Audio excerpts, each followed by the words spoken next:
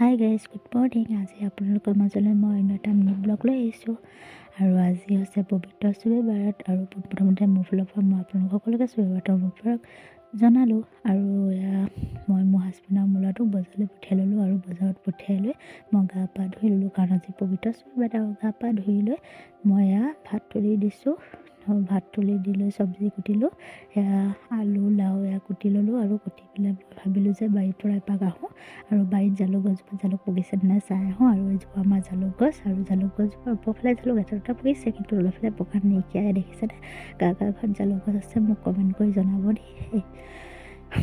আৰু ভিতৰলৈ আহি সেইটো বহুত দিনৰ পুৰণি লাইট, তো ভাল আছেনে নাই বেয়া মই চেক কৰি চালোঁ। আৰু মোৰ মাংস পোলাও ৰেডি, মানে মটন পোলাও আৰু দেই।